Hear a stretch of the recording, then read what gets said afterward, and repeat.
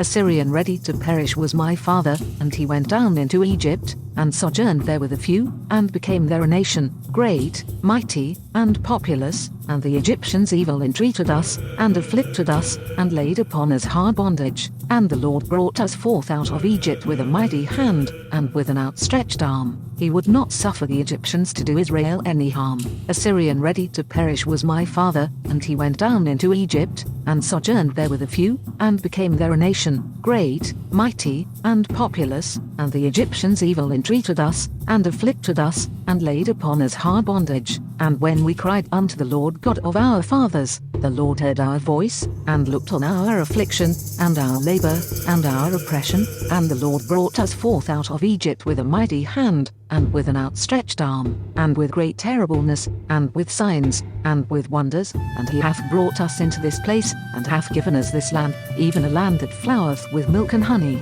Remember what Amalek did unto thee by the way, when ye were come forth out of Egypt, how he met thee by the way, and smote the hindmost of thee, even all that were feeble behind thee, when thou wast faint and weary. And he feared not God. Therefore it shall be, when the Lord thy God hath given thee rest from all thine enemies round about, in the land which the Lord thy God giveth thee for an inheritance to possess it, that thou shalt blot out the remembrance of Amalek from under heaven, thou shalt not forget it. A Syrian ready to perish was my father, and he went down into Egypt, and sojourned there with a few, and became there a nation, great, mighty, and populous, and the Egyptians evil entreated us, and afflicted us, and laid upon us hard bondage. And the Lord brought us forth out of Egypt with a mighty hand, and with an outstretched arm. He would not suffer the Egyptians to do Israel any harm.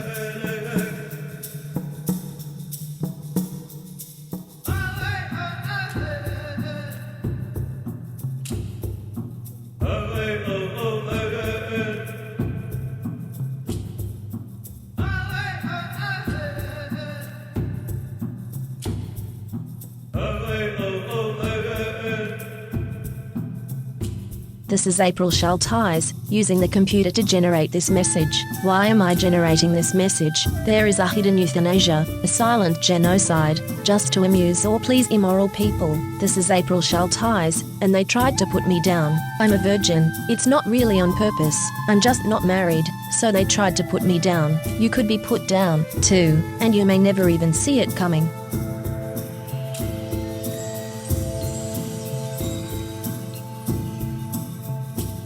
This is the end of the 1,000 years tribulation. Psychic predators are using hypnosis and the science of the mind to control and manipulate you. The Bible calls them demons. This is April Schulthies, and I am not happy, and will not be happy, until every demon is removed from the earth. Lucifer and his minions must be cast into the lake of hellfire and brimstone that ascends forever and ever. I pray daily for the Lord to destroy the destroyers. This is April Schulthies. Native America is a covenant land, given by the Lord to his covenant people for a perpetual possession. The forgotten genocide of Native Americans on the American continent was not forgotten by God, was not forgotten by God.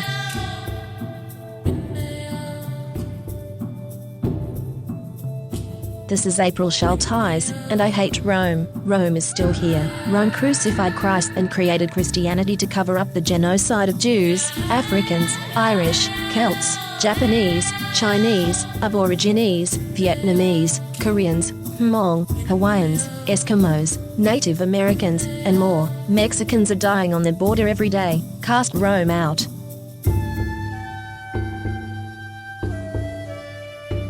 This is April Schulthies. In the book, The Seventh Sense, The Secrets of Remote Viewing as Told by a Psychic Spy for the U.S. Military, by Lynn Buchanan, the author admits that the CIA was using controlled remote viewing, acronym CRV, on targets. CRV makes it possible for them to see and know what targets are doing from a distance, and even control a target's thoughts and actions. When caught, the CIA claimed it declassified and discontinued the program, but it really just changed the name from Center Lane to Sunstreak and continued operations in secret. The military is using the science of the mind against you. You are not free in America. This is Rome. You are not safe.